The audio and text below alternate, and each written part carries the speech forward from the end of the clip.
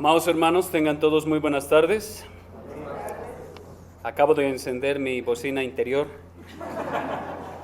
para que todos puedan escucharme. Antes de iniciar quisiera entregarles saludos de parte de nuestra iglesia, la Gracia de Dios, una iglesia bautista reformada que se encuentra en Guadalajara, la cual el Señor me permite guiar. Y en su gracia hasta hoy nos ha preservado y cuidado, así que les envío saludos de parte de ellos. Y también, hermanos, como siempre es un privilegio poder estar aquí delante de ustedes, pero principalmente delante de nuestro Señor, quien está sentado en primera fila escuchando cómo su palabra va a ser predicada y deleitándose en medio de los cantos. Y aunque no hay luz, hay una luz espiritual que tenemos en medio de nosotros, y espero que esa luz pueda resplandecer una vez más el día de hoy. Quiero invitarles a abrir sus Biblias en la epístola a los Hebreos, capítulo 11, y aunque solo voy a predicar el versículo 32, primera parte, quisiera que leamos la palabra del Señor desde el versículo 32 hasta el versículo 40 para que entiendan un poco acerca de mi introducción. Hebreos capítulo 11, versículos 32 hasta el versículo 40. Y dice la palabra del Señor para su iglesia, Hebreos capítulo 11, versículo 32. ¿Y qué más digo? Porque el tiempo me faltaría contando de Gedeón, de Barak, de Sansón, de Jefté, de David, así como de Samuel y de los profetas, que por fe conquistaron reinos, hicieron justicia, alcanzaron promesas, taparon bocas de leones, apagaron fuegos impetuosos, evitaron filo de espada, sacaron fuerzas de debilidad, se hicieron fuertes en batallas, pusieron en fuga ejércitos extranjeros. Las mujeres recibieron sus muertos mediante resurrección, mas otros fueron atormentados, no aceptando el rescate, a fin de obtener mejor resurrección. Otros experimentaron vituperios y azotes, y a más de esto, prisiones y cárceles.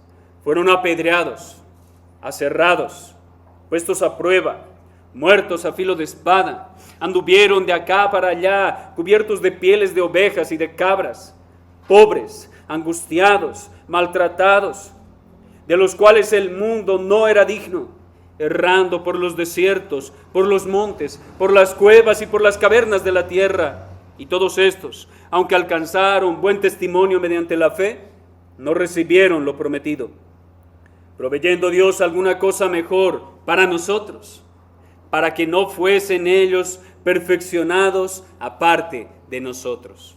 Vamos a orar a nuestro Señor. Bendito Trino Dios, reunidos en tu santo nombre, queremos ahora invocarlo. Invocamos tu santo nombre sobre tu iglesia. Hoy, una vez más, en este santo día que tú creaste para el hombre, nos acercamos delante de ti para poder reposar en ti. Como tu pueblo nos acercamos para glorificar tu santo nombre a través no solo de la lectura de la palabra, no solo a través de la oración y el canto de himnos. También queremos adorarte a través de estar atentos a tu voz, y que hoy no se endurezca nuestro corazón como sucedió en nuestros antepasados allá en el desierto, quienes fueron castigados y no entraron en tu reposo. Más bien, que hoy nuestros corazones sean ablandados por el poder de tu palabra, y que podamos ver a Jesucristo nuestro Señor, el autor y consumador de la fe, quien por el gozo puesto delante de él sufrió el vituperio de tu ira, sufrió el castigo eterno en la cruz, y por él, por su muerte, por su resurrección y ascensión, ahora podemos acercarnos a ti para clamar: Abba, Padre. Amado Padre, hoy seas tú glorificado en medio de nosotros.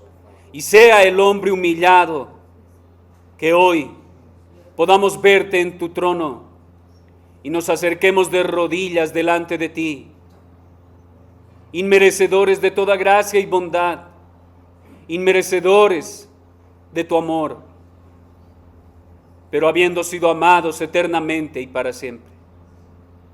Pues a través de Cristo nos amaste, pues a través de Cristo nos elegiste, pues a través de Cristo nos adoptaste,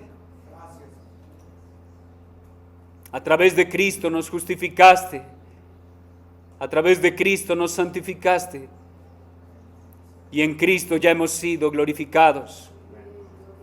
Por eso te damos gracias y la gloria solo a ti. Seas tú hoy glorificado y nosotros, tu pueblo, seamos santificados. Y que aquellos que aún no te conocen, pero que tú escogiste el día de hoy, sean vueltos a la vida para que puedan deleitarse en el único Dios verdadero. A ti, solo a ti sea la gloria, Padre, Hijo y Espíritu Santo, el Dios vivo y verdadero, por siempre y para siempre. Amén. Amén. Hermanos, pueden tomar asiento. Como les decía a un inicio, vamos a meditar únicamente en el versículo 32 de esta porción. Es más, ni siquiera vamos a meditar en todo el versículo 32. Vamos a meditar en la mitad del versículo 32. Al cual he titulado La victoria de la fe en la victoria de los santos. La victoria de la fe en la victoria de los santos. Y a manera de introducción, permítanme darles alguna información del capítulo 11 en general. Hebreos capítulo 11 se divide en dos grandes porciones. Todo el capítulo se puede dividir en dos grandes porciones. En la primera parte, a partir del versículo 1 hasta llegar al versículo 31, nos habla de los héroes de manera específica. Esa primera parte, el autor de Hebreos nos habla de los héroes de la fe de manera específica y particular, con evidencias de su fe que son particulares a cada uno de ellos. Nos habla de Abel, el primer mártir de las Escrituras, el primer mártir de la iglesia de Cristo. Nos habló de Enoc, de Noé, de Abraham, de Moisés. Y en la parte final de toda esta lista específica nos habla de una mujer ramera, con la cual todos nosotros nos podemos identificar porque es una mujer gentil. No es israelita de nacimiento, y en ella podemos vernos a nosotros mismos siendo incluidos en el pueblo de Dios. Pero ahí termina y culmina esa primera gran porción de los héroes de la fe de manera específica. La segunda parte del capítulo 11 nos muestra a los héroes de la fe, pero más en un sentido general. Si se dan cuenta, a partir del versículo 32, simplemente empieza a mencionar nombres, empieza a mencionar proezas, y así de manera general, ya no es tan específico. Así que si se dan cuenta, Hebreos 11 se divide en dos: los héroes de la fe de manera particular y los héroes de la fe de manera general. Hoy quiero hablarles de esa segunda parte que inicia en el versículo 32. Ahora, esa segunda gran porción, a partir del versículo 32 hasta el versículo 40 que leímos hace un momento, también se divide en dos porciones. Esa última parte se divide en dos porciones. La primera parte va de los versículos 32 hasta el versículo 35, parte A, ¿sí? Versículo 32 al versículo 35, parte A. ¿Y qué vemos en eso? En esos versículos, el autor de la carta nos muestra la victoria de la fe a través de victorias visibles. Eso es lo que nos muestra, la victoria de la fe a través de victorias visibles. Y ahí nos empieza a hablar de diferentes proezas y diferentes hombres. La segunda parte de los versículos 35, parte B, hasta el versículo 40, que es el final del capítulo 11, nos habla de la victoria de la fe por medio de aparentes derrotas. La victoria de la fe por medio de aparentes derrotas, es decir, los mártires del antiguo pacto. Los mártires del antiguo pacto. En las palabras de un gran teólogo llamado John Owen, podemos entender estas dos porciones de la siguiente manera para nosotros. La primera parte, donde vemos esas victorias evidentes de la fe, a través de victorias visibles en los siervos, dice John Owen que es la fe la que hará y efectuará grandes cosas de todo tipo cuando seamos llamados a ellas. La fe va a hacer grandes cosas de todo tipo cuando seamos llamados a ellas. La segunda parte, dice Owen, que también nos capacitará para sufrir las cosas más grandes, más duras y más terribles a que pueda estar expuesta nuestra naturaleza. Entonces, podemos ver en esas dos porciones de esta última sección que la fe nos capacita para la victoria y la fe nos capacita para el sufrimiento. El apóstol dice en el versículo 32 al inicio, ¿y qué más digo? Así inicia él. ¿Y qué más digo? Porque el tiempo me faltaría. ¿Por qué dice estas palabras? Si el autor de Hebreos continúa dando ejemplos específicos, su carta se saldría del objetivo principal por el cual está escribiendo. Se alejaría del tema que está queriendo expresar a la iglesia. Ya no sería una carta breve, de hecho ya no sería una carta. Podría pasar a ser un libro completo, hablando de los ejemplos de la fe con los que la iglesia se puede identificar en el Antiguo Testamento. Ahora, pareciera que los invita también a seguir explorando por ellos mismos todo el Antiguo Testamento para buscar sabiduría, para buscar la fe en sus antepasados, para buscar consuelo en la fe de sus hermanos del pasado, pero ahora por ellos mismos. Pareciera que les está diciendo lo que Pablo dijo a su hijo espiritual Timoteo cuando le dijo: toda la escritura es inspirada por Dios y es útil para enseñar, para redarguir, para corregir, para instruir en justicia, a fin de que el hombre de Dios sea perfecto, enteramente preparado para toda buena obra. Pareciera que el autor de Hebreos le está diciendo a la iglesia: ahora ustedes deben buscar evidencias de la fe en sus hermanos del pasado. Hermanos, en toda la Biblia, en toda ella, desde la primera página en Génesis capítulo 1 y página por página, podemos encontrar ilustraciones de la fe perseverante, operando en personalidades y circunstancias diferentes.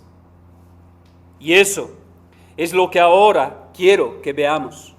Los versículos 32 al 35, parte A, mencionan, si lo pueden ver en sus Biblias, a 6 hombres de fe.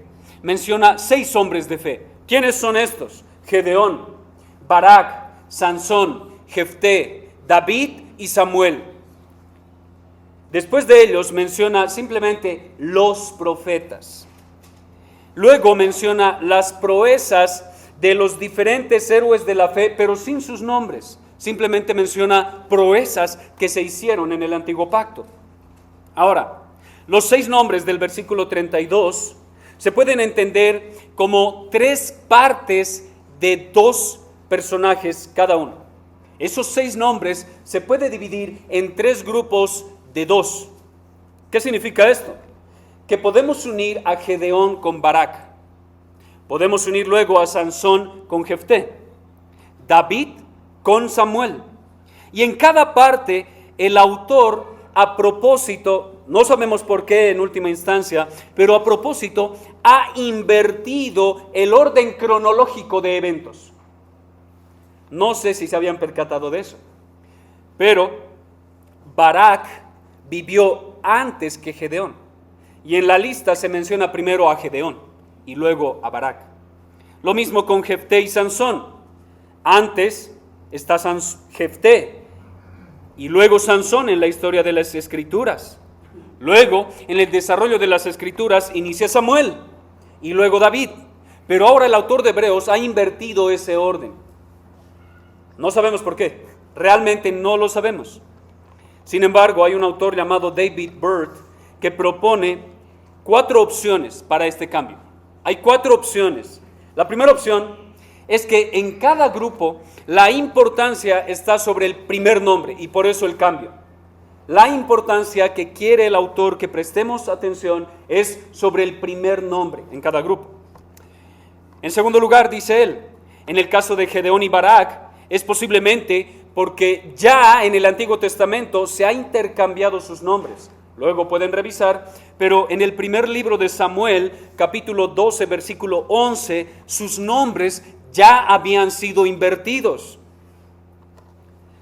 En tercer lugar, en el caso de Samuel, que está después de David, aunque cronológicamente está primero Samuel y luego David, es posiblemente ese cambio porque asocia a Samuel con los profetas del Antiguo Testamento. Como diciendo, Samuel es la conexión con el resto de todos los profetas. Y en cuarto lugar, dice este autor, finalmente el cambio de orden en los 4 nombres de los primeros que aparecen en la lista, que son 4 nombres que aparecen en el libro de los jueces, son 4 jueces de Israel. Él dice posiblemente expresa ese cambio en sus nombres, un descenso en cuanto a su vida de fe y su vida moral en cada uno de ellos. Él dice posiblemente hay un descenso en su fe y en su vida moral, posiblemente. Ahora, teniendo esto en mente, a manera de introducción, quiero que veamos 2 cosas acerca del texto. En Hebreos capítulo 11, versículo 32, simplemente vamos a ver la fe de Gedeón y la fe de Barak. Eso es lo que vamos a ver, la fe de Gedeón y la fe de Barak. Y vamos a hacer lo que yo creo que el autor está invitando a que la iglesia debe hacer: meditar en la vida de estos hombres y ver dónde es que encontramos su fe. Él ya nos dijo cómo está o cómo vemos la fe en Abraham, ¿cierto? En el capítulo 11 ya nos dijo cómo podemos ver la fe en Moisés, pero no nos dice cómo podemos ver la fe en estos hombres. Así que yo hice un estudio de eso para que podamos juntos meditar dónde vemos la fe en Gedeón y Barak. Volviendo al Antiguo Testamento, quisiera simplemente mencionarles cómo se resume el libro de los jueces, porque ahí es donde encontramos la historia tanto de Gedeón como de Barak. ¿En qué se resume el tiempo en el cual ellos vivieron? Jueces, capítulo 2, versículos 18 y 19, nos resume todo el libro, nos resume lo que va a suceder a lo largo de todo el tiempo de los jueces. Si pueden ir allá, Jueces capítulo 2, versículos 18 al 19 dice: y cuando Jehová les levantaba jueces, Jehová estaba con el juez y los libraba de la mano de los enemigos todo el tiempo de aquel juez. Porque Jehová era movido a misericordia por sus gemidos a causa de los que los oprimían y afligían. Mas aconteció que al morir el juez, ellos volvían atrás, o sea, todo el pueblo, y se corrompían más que sus padres, siguiendo a dioses ajenos para servirles, e inclinándose delante de ellos, es decir, de esos ídolos, y no se apartaban de sus obras ni de su obstinado camino. Ese es el resumen de todo el libro de los jueces. ¿Quieren saber lo que pasa? Pasa eso constantemente. Dios levanta un juez. En el tiempo del juez, todo el pueblo va con el juez a adorar a Dios. Se muere el juez y todos regresan a los ídolos, y así es una historia cíclica, como el perro que vuelve a su vómito, lastimosamente. Así que Gedeón y Barak se encuentran en medio de un pueblo apóstata. Gedeón y Barak para ser jueces en medio de Israel, se encuentran en medio de un pueblo que constantemente se aleja de Dios. Pero hoy vamos a ver la victoria de la fe por medio de la victoria de dos de los siervos de Dios. Y vamos a ver también que eran tan débiles y pecadores como tú y como yo. Y sin embargo, la fe venció. Veamos en primer lugar la fe de Gedeón. La fe de Gedeón. El relato de la vida de Gedeón y la obra de Gedeón lo encontramos en los capítulos 6 al 8 del libro de los jueces. Capítulos 6 al 8. Ahora, no voy a hablar de todos esos capítulos porque tiempo me faltaría. Lo voy a resumir. Seguramente la iglesia de los hebreos, al leer, o por lo menos al escuchar que se lee esta carta y mencionar el nombre de Gedeón, seguramente ellos en su mente de manera automática recuerdan que Gedeón no era perfecto. No era un hombre perfecto e intachable. De hecho, posiblemente recuerdan más lo negativo que lo positivo, como hacemos nosotros en relación a la gente, ¿no? Generalmente recordamos más lo malo que lo bueno. Bueno, ellos también, posiblemente. Tal vez recordaron que en Jueces capítulo 8 se ve a Gedeón como un hombre vengativo y sangriento. Y al final de sus días posiblemente recuerdan que Gedeón construye o confecciona un efod que lleva a los israelitas a la idolatría. Y no solo eso, provoca la ruina de todo un pueblo y de su propia familia. Posiblemente ellos tienen en mente todo esto, pero recordemos que el autor quiere animarlos. Y esa parte no animaría la vida o fe de la iglesia. El autor de Hebreos quiere animarlos, así que hay otro aspecto que debe gobernar nuestras mentes en relación a la vida de Gedeón. Sí, Gedeón fue un hombre imperfecto y pecador. Sí, no lo vamos a negar, porque la Biblia no lo niega.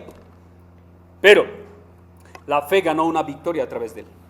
La fe ganó una victoria a través de una victoria en Gedeón. Según Jueces capítulo 6, versículo 1, los hijos de Israel hicieron lo malo ante los ojos de Jehová, y Jehová los entregó en mano de Madián durante 7 años. 7 años de esclavitud, es como si volvieran a Egipto. 7 años al servicio de un pueblo pagano e impío.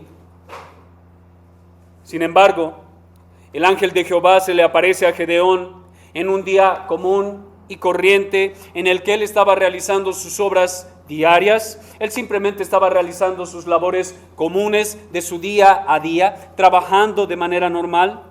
Y el ángel de Jehová le dice: Gedeón, Jehová está contigo, varón esforzado y valiente.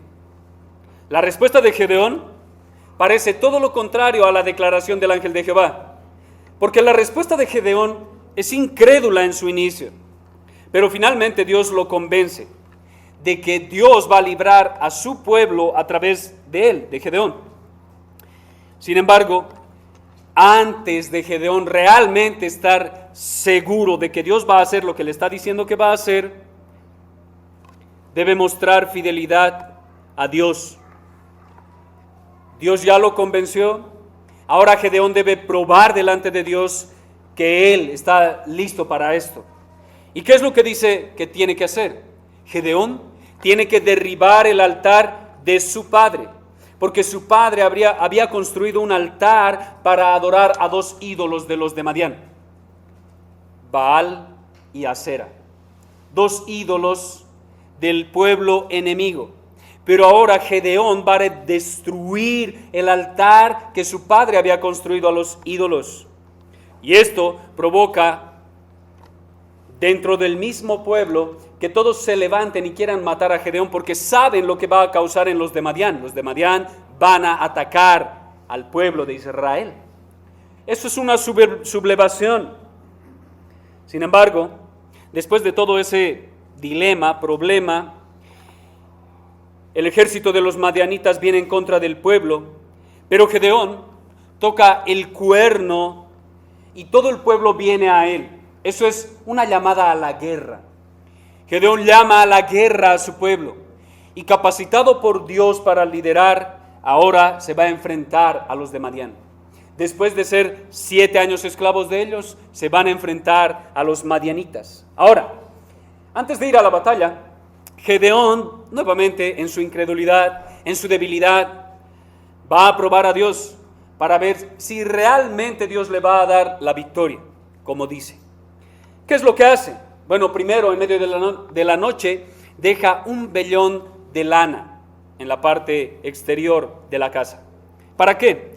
Para que solo el vellón se moje y nada alrededor del vellón sea mojado por el rocío de la madrugada, y así sucede. Al día siguiente se levanta y milagrosamente solo el vellón tiene agua y todo lo que está alrededor está totalmente seco.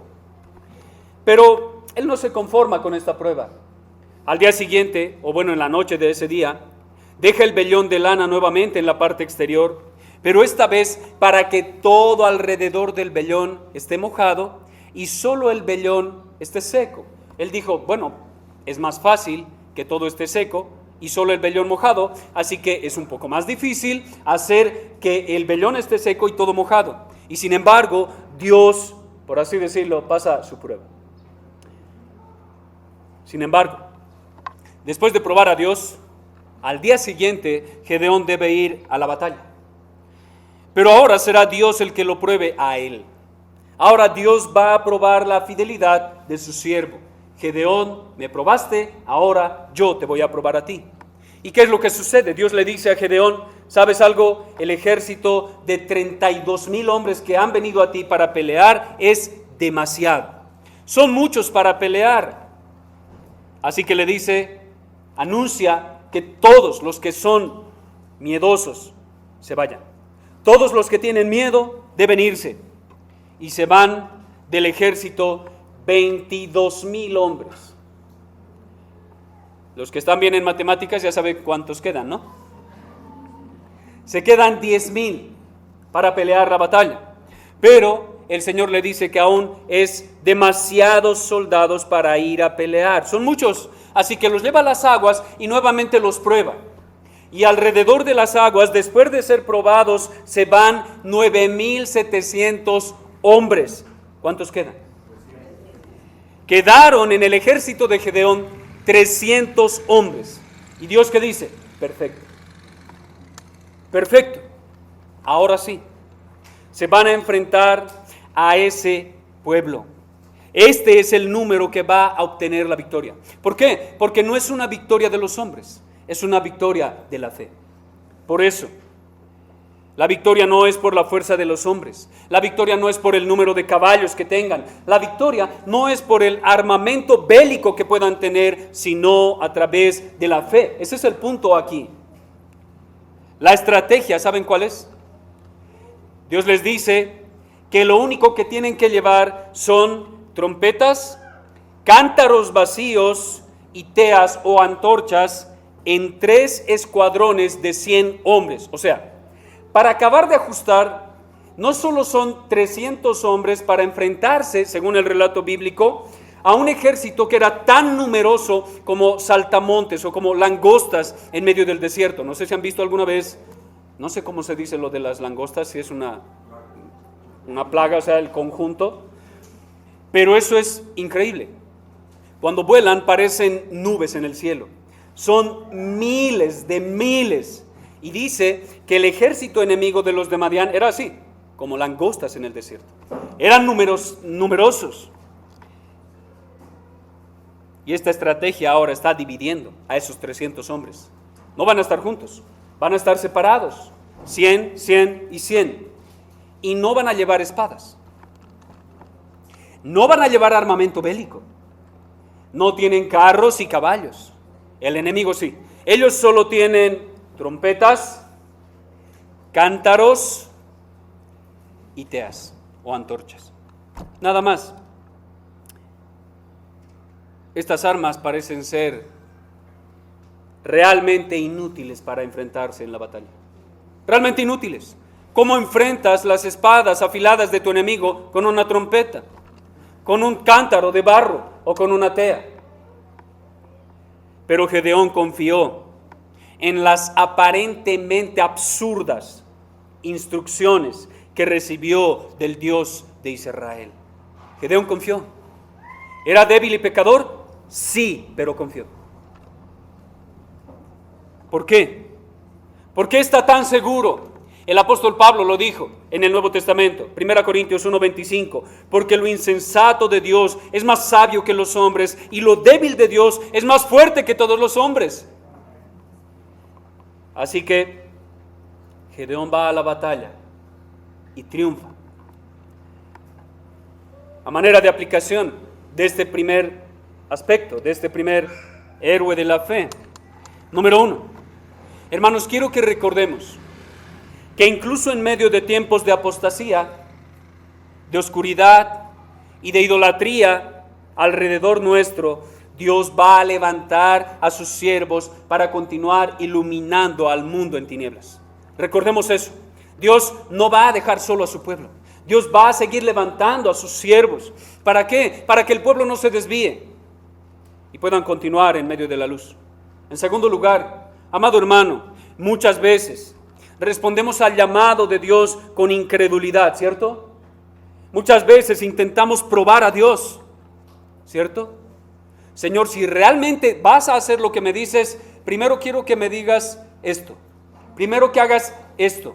Señor, tú quieres que vaya, pero primero muéstrame esto. Si realmente tú vas a vencer en mi vida. Probamos a Dios. Sin embargo, Dios es longánimo. O sea, Él es paciente. Y muchas veces, por misericordia y por amor, responde a nuestras pruebas afirmativamente, como con Gedeón. ¿Cierto?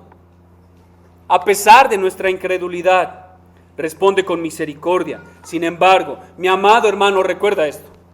Si pruebas a Dios, no creas que Él no va a probar tu corazón.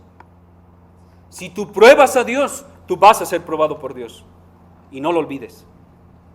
Dios va a probar tu fe. Ahora, eso es bueno.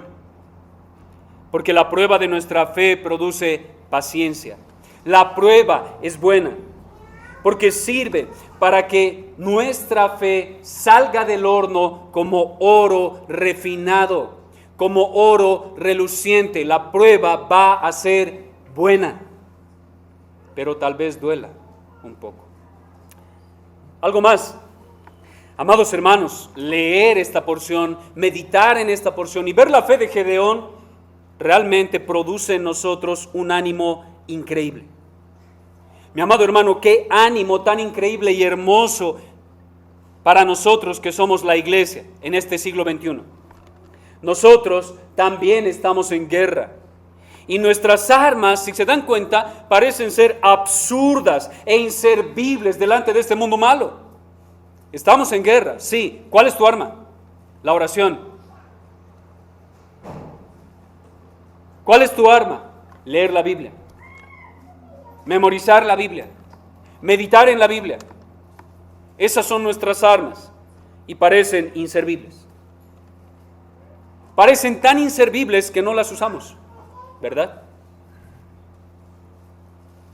Pero si Dios derrotó a Madián con 300 hombres, 300 cántaros, 300 teas y 300 trompetas, mi amado hermano, te pregunto, ¿tú crees que es difícil que la iglesia gane la batalla con oración y predicación del Evangelio? ¿Tú crees que eso es difícil? Si Dios derrotó a un innumerable ejército con 300 hombres, para Dios no es imposible ganar la guerra a través de la predicación del Evangelio y la oración. Y eso es lo que está haciendo en nuestro mundo.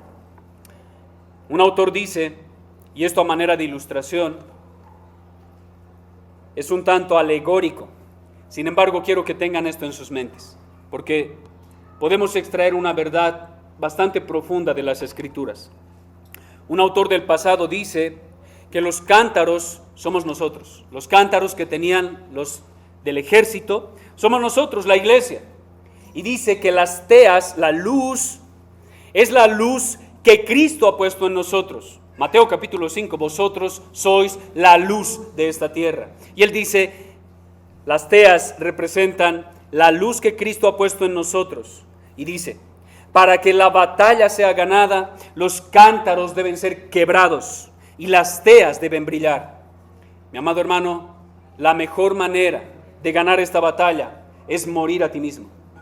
Es que seas tú quebrantado delante de este mundo, y así la luz de Cristo va a brillar más incandescentemente a través de ti. Y eso nos guía a lo segundo, la fe de Barak. La fe de Barak.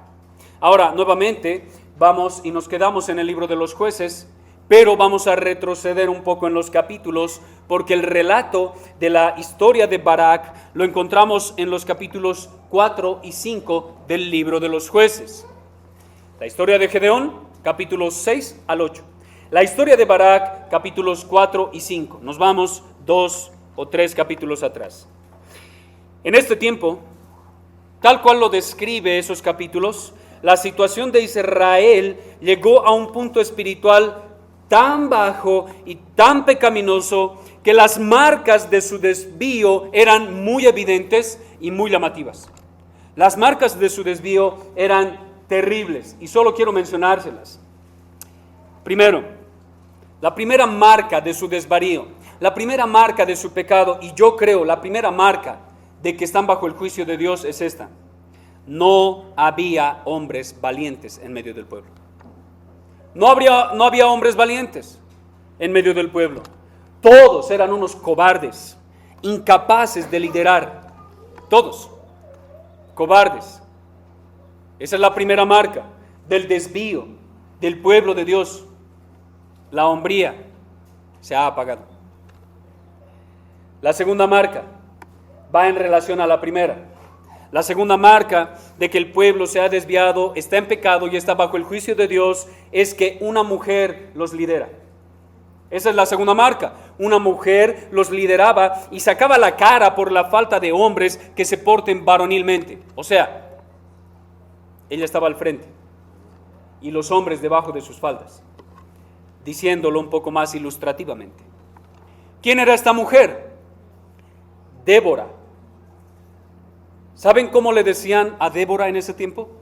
Según Jueces capítulo 5 versículo 7, ella era conocida como la madre de Israel. O sea, ¿recuerdan a los patriarcas del pueblo de Dios? Es como si dijeran lo mismo, pero ahora de una mujer. Ella es la madre de Israel. Ahora, no quiero que malentiendan a Débora, porque así lo han hecho muchas veces. Porque muchas feministas y muchos pastores que están a favor de la ideología de género y muchas perversiones actuales dicen que Débora fue una jueza en Israel y que ella estaba al frente, por así decirlo, porque también las mujeres deben progresar y las mujeres también pueden liderar y deben hacerlo, pero no es cierto. Débora es una mujer piadosa que no quería ni la fama ni el aplauso. Débora es una mujer que ama a su Señor. Y más adelante les voy a decir el porqué. Ahora, la tercera marca de que este pueblo está en pecado y está bajo el juicio de Dios es la esclavitud. Hay tres marcas: hombres cobardes. Segunda marca, mujeres liderando. Tercera marca, esclavitud. El pueblo es esclavo.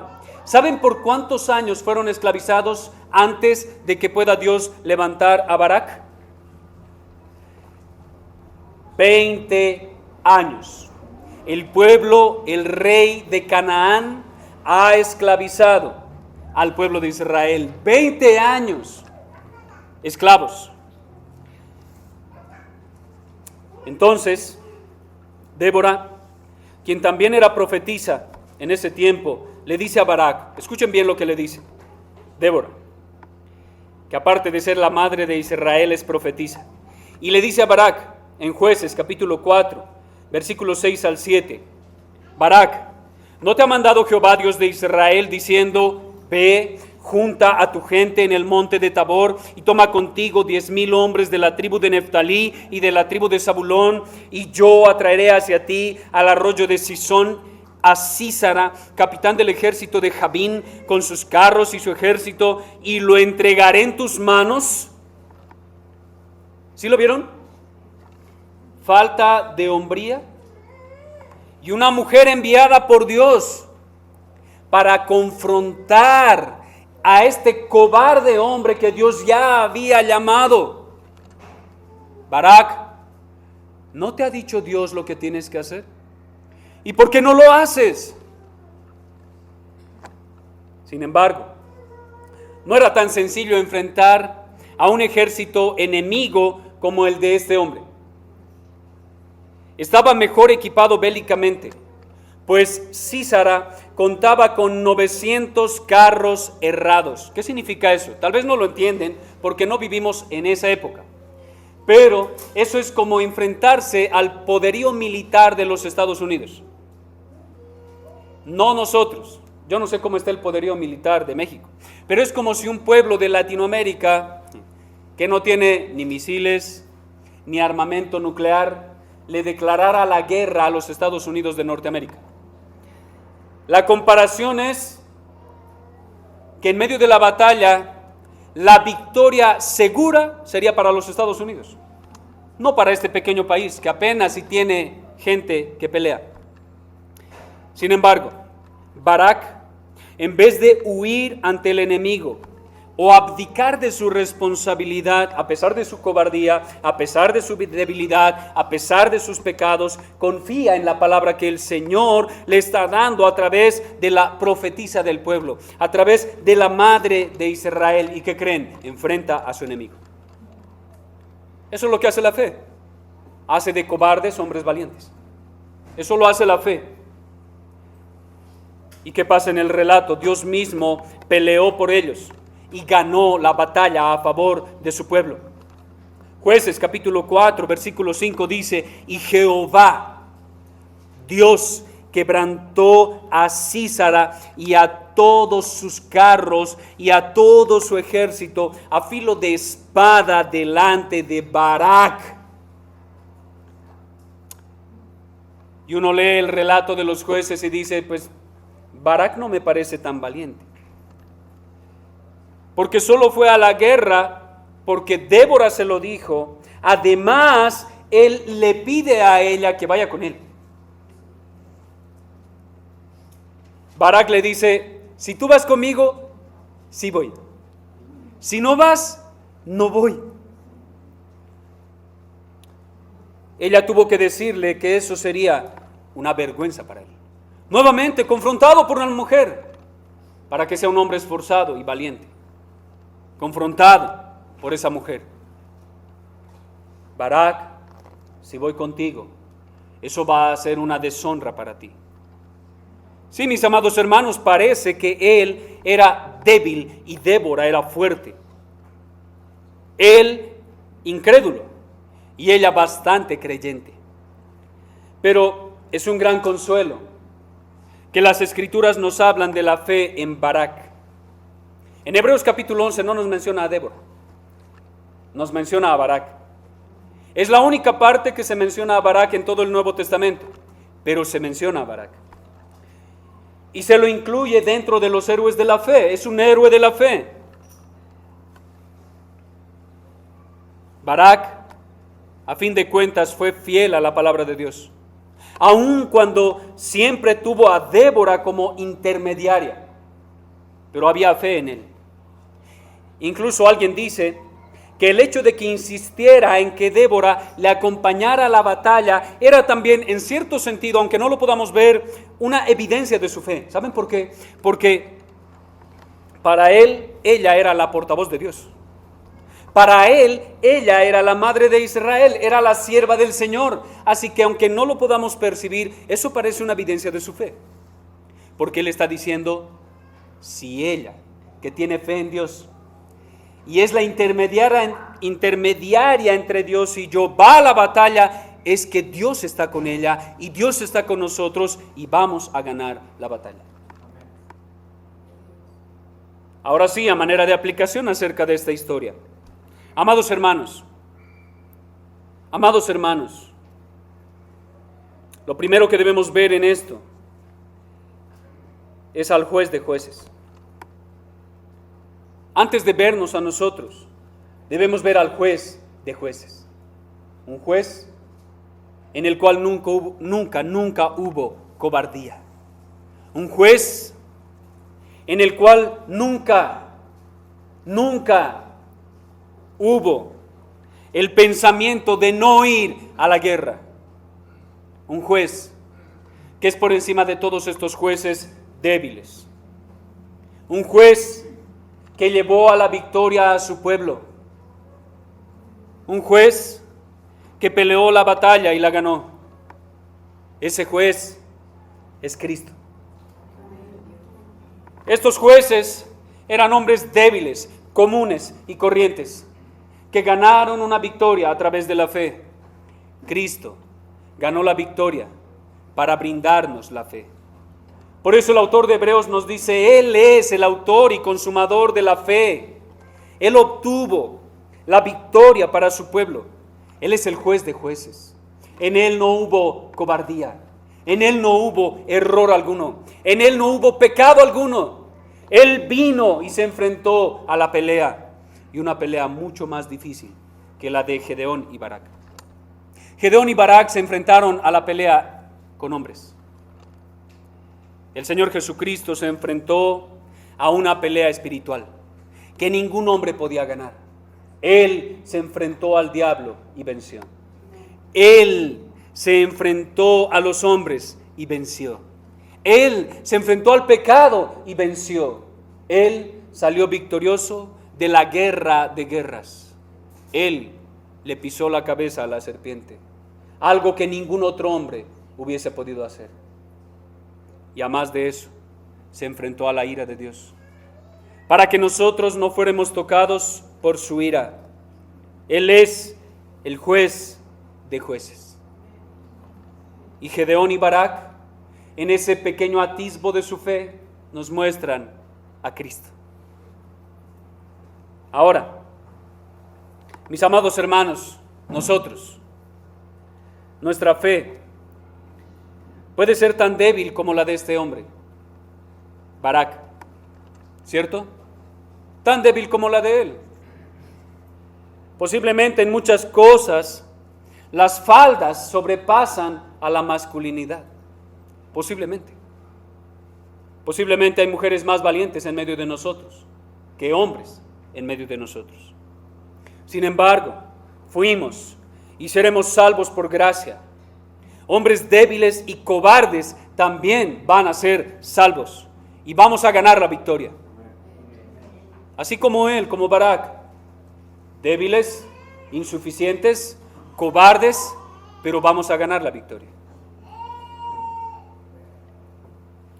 Pero mis amados hermanos, varones de esta iglesia, varones de esta misión, mis amados hermanos, escuchen muy bien esto. Ser cobardes no es una excusa en el reino de Dios.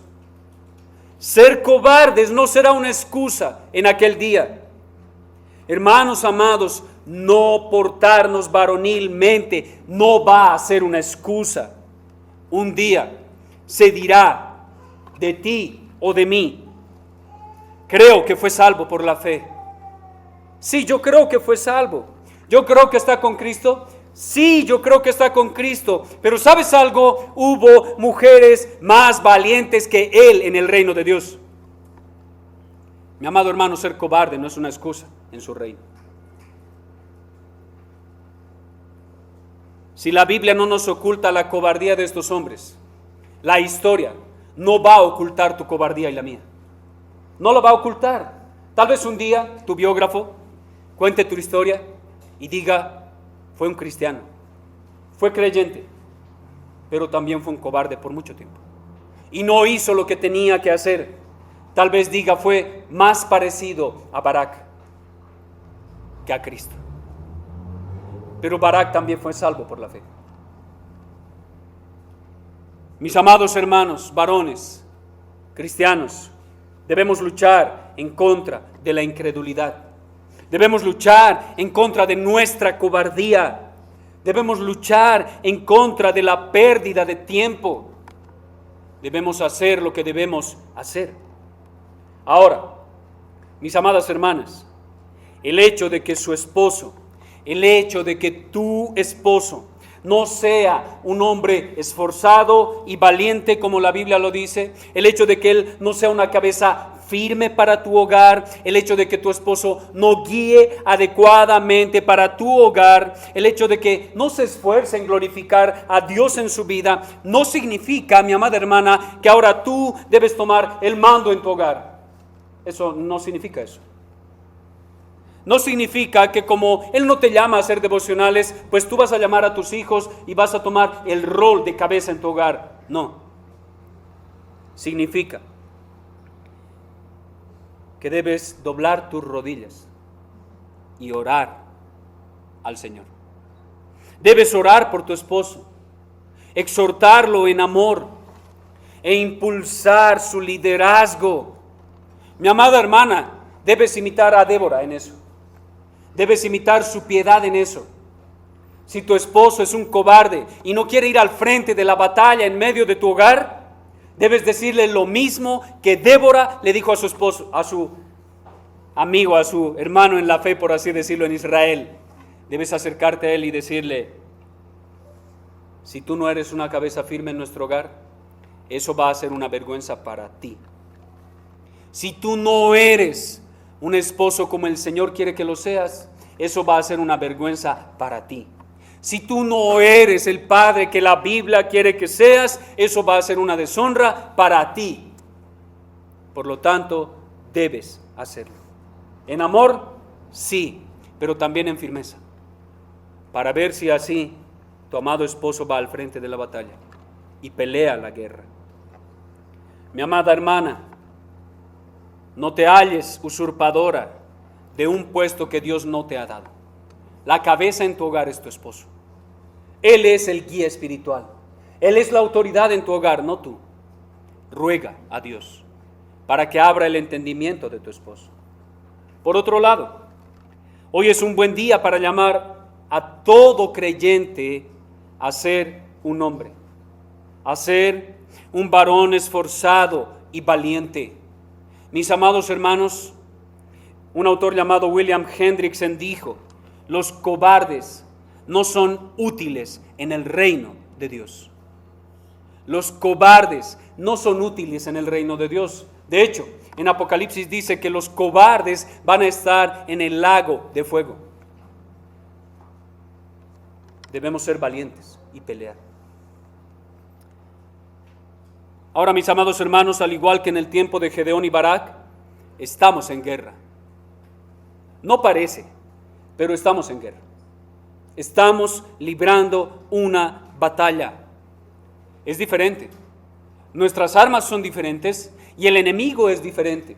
Sin embargo, estamos en una guerra. Vayan conmigo a Efesios capítulo 6, versículo 12. Y vean cómo el Señor nos dice que estamos en una lucha y debemos pelearla. Efesios capítulo 6, versículo 12.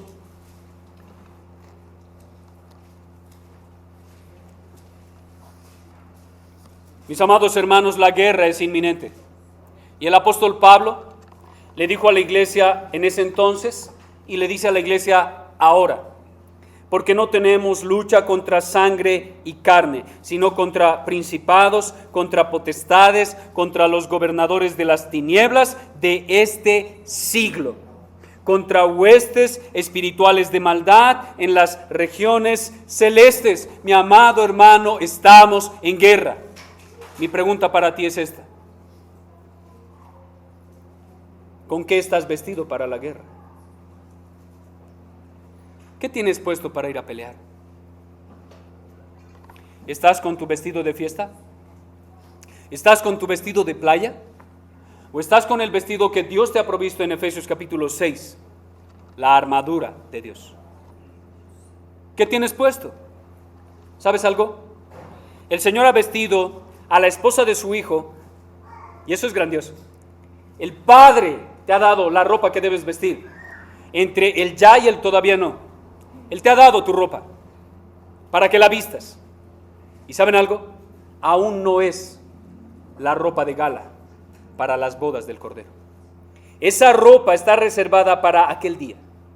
Por ahora, el Señor nos ha provisto de una ropa que es incómoda, de una ropa que es difícil de llevar, que es para pelear.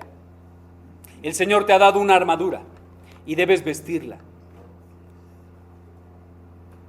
Mi amado hermano, yo sé que en nuestro contexto particular no pareciera que estamos en guerra.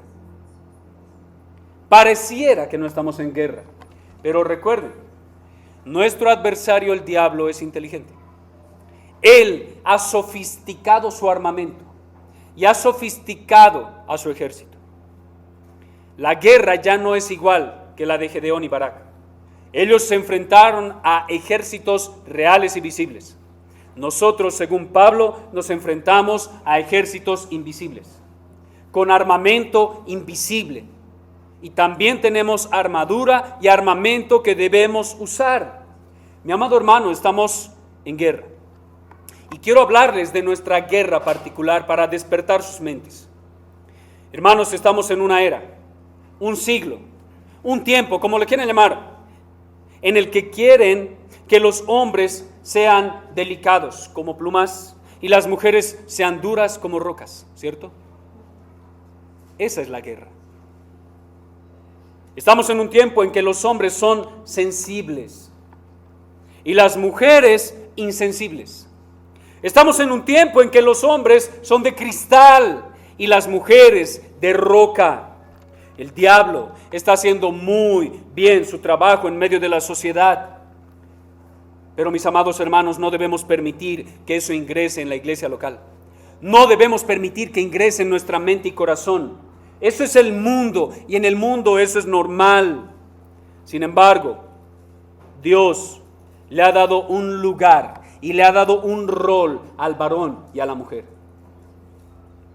Dios le ha dado un lugar y un rol a cada uno. Ambos son imagen de Dios. Ambos tienen el mismo valor ante el Señor, pero su rol y su labor son diferentes. El hombre es proveedor. Él es el varón de la casa, no la mujer. La cabeza del hogar es el hombre, no la mujer. Amado hermano, a ti que eres cabeza de hogar, o anhelas ser cabeza de hogar un día. A ti, amado hermano, te digo, mira a Cristo y aprende de Él. Mira a Cristo, porque Él es la masculinidad encarnada. Él es el varón perfecto. En Él puedes ver lo que es un varón conforme al corazón de Dios, porque Él es Dios encarnado. Él es el ejemplo de hombría. Él es tu ejemplo de masculinidad. Mi amado hermano, quiero que recuerdes esto. Mi amado hermano, el machismo no es ser hombre. Salirte con la tuya no es liderazgo. Imponer no es autoridad. Eso no es ser varón. Mira a Cristo, mira a Él y aprende. Pero también Efesios 5:1, mira al Padre y aprende de Él. Aprende del Padre a ser Padre, para que seas más como Él y menos como tú. Dios no quiere que seas más como tú, no, Él quiere que seas como su Hijo. Y también quiere que seas como Él. Pero lastimosamente debo decir que hoy en día el diablo ha ganado terreno. El diablo ha ganado terreno en medio de muchas iglesias, en medio de sus mentes y corazones. Lastimosamente, el diablo ha ganado terreno en medio de la iglesia, porque quiere a la mujer de pantalones y bien fajada, ¿cierto? Y no estoy hablando de que sea prohibido que las mujeres usen pantalones. Es una ilustración acerca de la masculinidad. El diablo quiere eso. Y quiere al hombre como un débil. Quiere ver al hombre con falda y tacones. Quiere a la mujer fuera del hogar y quiere al hombre dentro del hogar. En el mundo eso ya es normal. Pero eso no debe ser normal entre nosotros. En el mundo el diablo ha hecho una muy buena labor, porque Él quiere niños llorones, berrinchosos o berrinchudos, groseros, que ya tienen 30 años. Y lo ha logrado. Y lo ha logrado. Quiere hombres irresponsables, desordenados, fluctuantes, sin valor alguno en sus palabras y muy alejados de lo que realmente significa ser un varón, y lo ha logrado. El diablo ha hecho un buen trabajo en el mundo. Lastimosamente también ha hecho un buen trabajo en muchas mentes de gente que dice ser cristiana. ¿Saben por qué? Porque él quiere niñas que parecen hombres, que se alejen de lo hermoso de la feminidad, que nunca piensen en tener hijos o un esposo.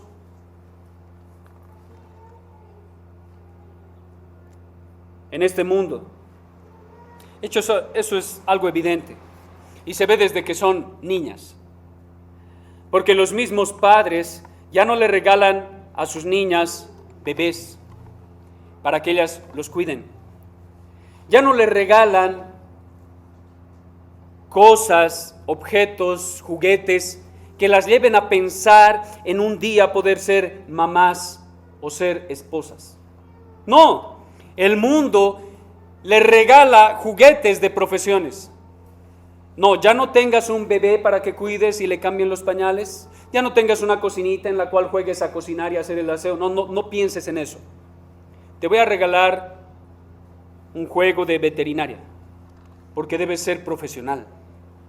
Ni pienses en ser esposa o madre, mucho menos madre.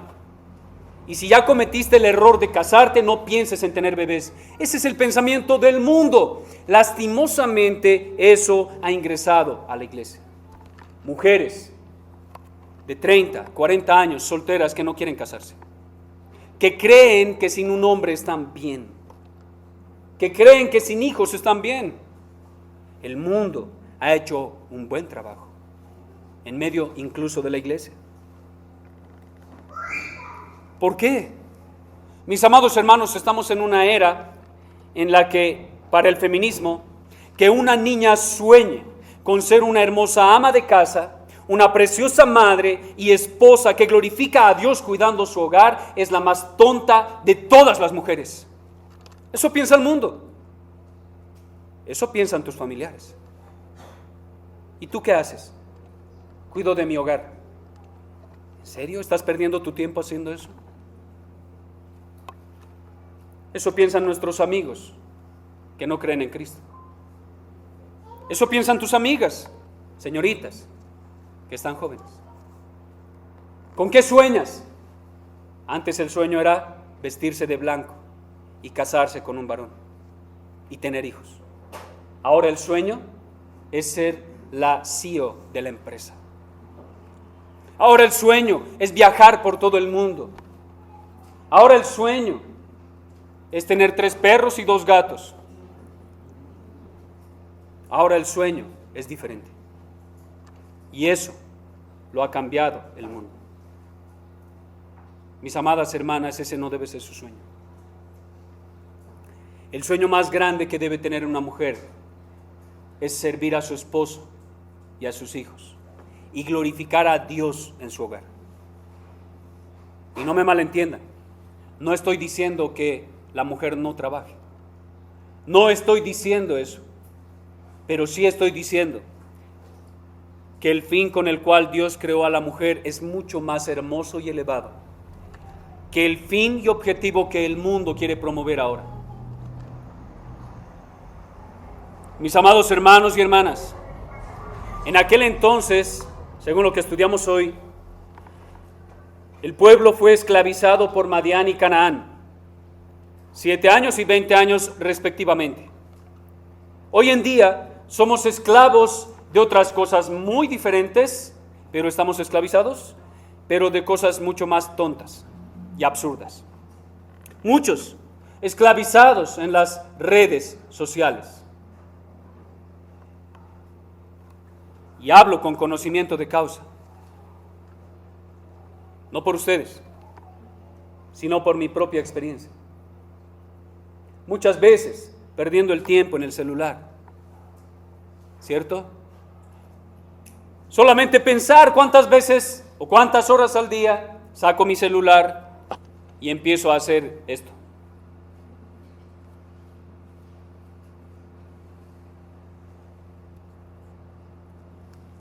A veces horas y horas.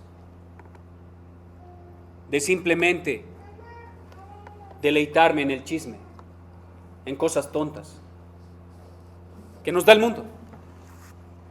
Y nosotros degustando de la basura de Madián y Canaán, esclavos de las redes sociales, esclavos de la información desmedida, viendo noticias por aquí y por allá, y teniendo miedo de cosas tontas de las cuales ni siquiera deberíamos tener temor, porque recuerden quién es nuestro general del ejército. ¿Por qué tienes miedo del mundo? ¿Sabes por qué? Porque estás perdiendo el tiempo. En vez de ver a Cristo, estás viendo al mundo. Por eso tienes tanto miedo. Esclavos de las cadenas del consumismo, esclavos de los barrotes del humanismo, esclavos del secularismo, de la opresión, de lo rápido y acelerado de nuestro mundo. Nadie quiere esperar, nadie quiere ser paciente, todo tiene que ser rápido. Antes, para ser ministro debías prepararte años, ahora ya no quieren esperar. Antes tenías que pasar un tiempo, esperar mínimo hasta tus 30 años, y ahora a los 15, 20 ya quieren ser pastores y no quieren esperar. Todo lo quieren rápido. Esclavos de nuestro ego, esclavos del hedonismo, que es el amor desmedido por uno mismo, esclavos de la vanidad, esclavos de las modas, porque si no visto con la ropa de moda, entonces no estoy realmente reluciendo en medio de este mundo. Esclavos de la ropa, esclavos del cuidado excesivo del cuerpo. Y no me malentiendan, no estoy diciendo que hacer ejercicio es malo o es pecado. Estoy diciendo que cuando eso esclaviza tu mente y tu corazón, estás siendo esclavo de algo diferente que de Dios. Esclavos del cuidado excesivo de la salud, creyendo que podemos hacer que nuestra vida se alargue. No, mi amado hermano, vas a vivir hasta que el Señor diga que vas a vivir, ni más ni menos. Ahora, no me malentiendan, no estoy diciendo que la gula esté bien. Debemos cuidarnos. Debemos cuidar nuestra salud, pero que eso no te esclavice, porque recuerden lo que dice el Señor: a libertad hemos sido llamados. A libertad nos llamó el Señor, no a esclavitud. Pero hay tantas cosas que nos han hecho sus esclavos, que parecemos el pueblo de Israel en el tiempo de los jueces. Esclavos de Madián, esclavos de Canaán, esclavos de aquí y esclavos de allá. Mi amado hermano, el Señor te ha libertado de todo eso. No seas tonto y te esclavices nuevamente a eso. Huye de la esclavitud. Procura el equilibrio en tu vida. Recuerda esto. Mi amado hermano, si crees que estás esclavo a alguna de las cosas que acabo de mencionar, que estoy seguro que estás esclavo a alguna de ellas, recuerda esto. El Señor Jesucristo dijo: conoceréis la verdad y la verdad os hará libres. Mi amado hermano, medita en la palabra, escudriña la palabra. Mientras más conozcas la verdad, más serás libertado de tus pecados. Además, es un gran consuelo tener a Jesús como mediador. Es un gran consuelo, pues mañana, tarde y noche pide para ti y para mí. ¿Saben qué está pidiendo el Señor? No está pidiendo que no peleemos contra Madián y Canaán. Él no está pidiendo eso. Él no está pidiendo para que no luchemos contra los que nos hacen esclavos. ¿Saben qué está pidiendo? Santifícalos en tu verdad. Tu palabra es verdad. Mi amado hermano, qué gran consuelo.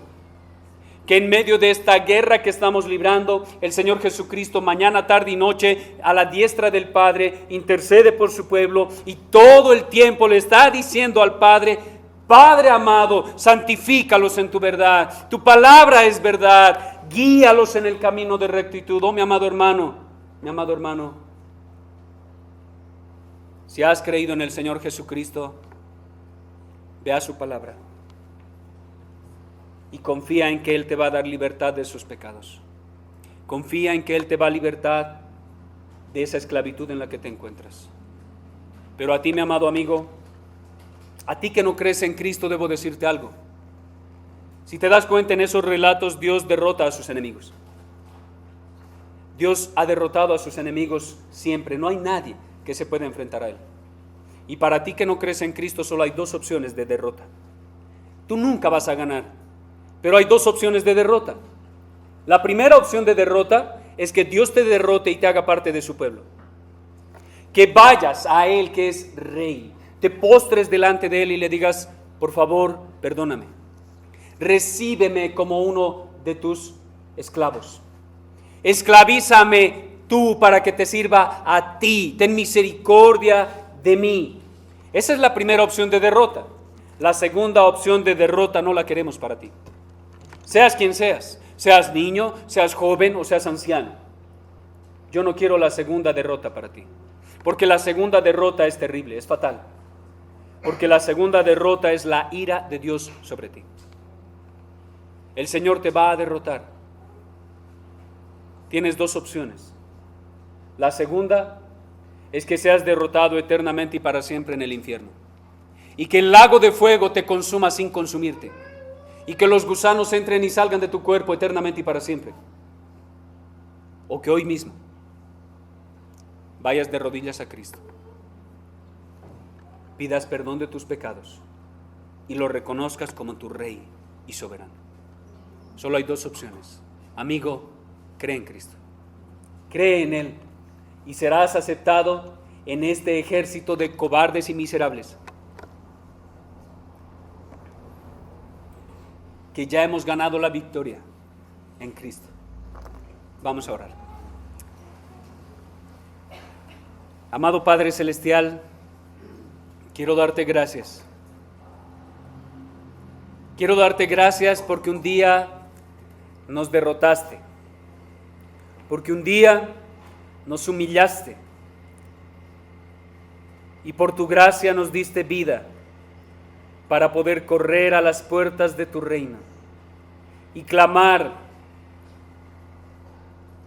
oh buen Rey, abre las puertas de tu reino para ingresar. Oh buen Rey, ten misericordia de este miserable pecador.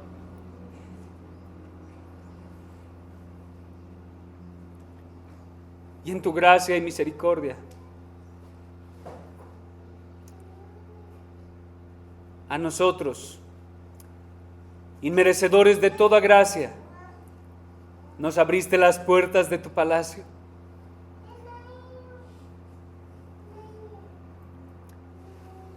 Y nos permitiste entrar. Y nos despojaste de la inmunda ropa que llevábamos, que nos caracterizaba con el mundo. Y nos vestiste con tu armadura para poder pelear esta guerra. Porque de manera inmerecida nos has hecho parte de tu ejército. Y ahora podemos pelear en contra de tus enemigos. Oh amado Dios, perdona nuestra cobardía e incredulidad.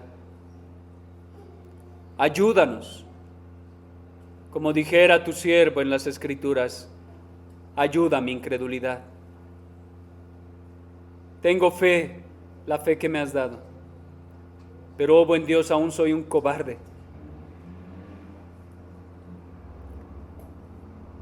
Pero te ruego, hazme valiente.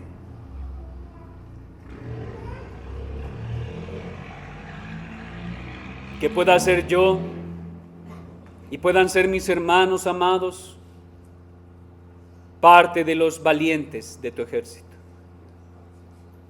Que peleemos esforzados y valientes por la gloria de nuestro Cristo. Que elevemos en alto su santo estandarte y podamos ir peleando en contra del mundo, en contra de los impíos, para que tú los derrotes y los pongas a tus pies.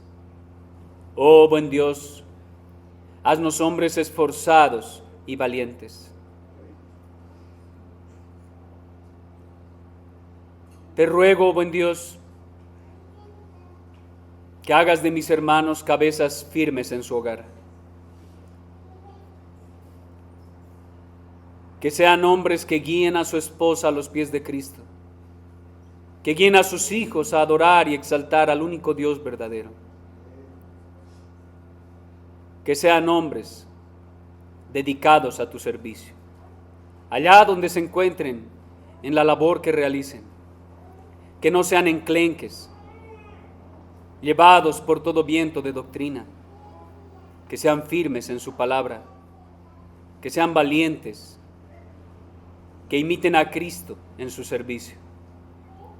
Y te ruego por mis hermanas amadas, para que ellas sean ayuda idónea de sus esposos.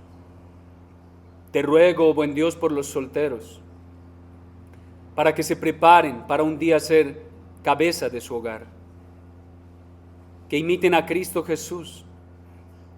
Te ruego por las solteras, para que puedan ver en la esposa de Cristo, la iglesia, el sometimiento que un día ejercerán hacia sus esposos, el anhelo y deseo de poder engendrar niños, que pueda crecer su anhelo bíblico de ser esposas y madres muy pronto. Que en tu gracia y misericordia prepares a los solteros para un día delante de ti decir: acepto. Oh buen Dios, te ruego para que aquellos que hemos sido esclavizados por las cadenas del diablo, de alguna manera en medio de este mundo malo, seamos libertados por tu gracia. Líbranos, oh buen Dios, de nuestros pecados y maldad. Y una vez más te los confesamos, pues hemos pecado delante de ti. Como dijera David tu siervo, contra ti solo he pecado y hecho lo malo delante de tus ojos. Perdónanos, oh buen Dios, lávanos, límpianos, purifícanos de nuestros pecados y maldad. No quites el gozo de nuestra salvación. Por el contrario, vuélvenos el gozo de la salvación. Que tu Espíritu Santo nos guíe y santifique, y que nosotros podamos proclamar las buenas nuevas de salvación a todos los hombres, para que solo a ti, solo a ti, Padre, Hijo y Espíritu Santo, sea la gloria por siempre y para siempre. Amén.